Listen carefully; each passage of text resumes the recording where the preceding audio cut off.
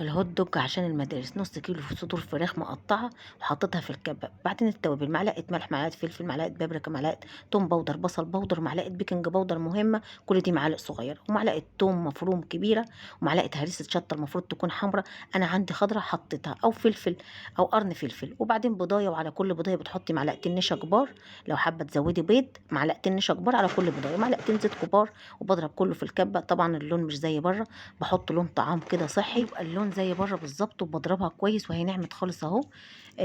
وبادهن الصينية اللي أنا هاحط فيها، وباجيب كيس مطبخ عشان أشكِّل بيه، وبادهنه برضه زيت. طبعًا الفيديو هنا متسرّع، لكن الفيديو بالتفصيل وفيه كل التفاصيل نزل خلاص على القناة. بادهن إيدي زيت، وباجيب الحتة وباتني عليها الكيس، وباجيب السكينة وباثبِّت ضهرها، وباسحب الكيس، طبعًا هي بتتشكِّل لوحديها.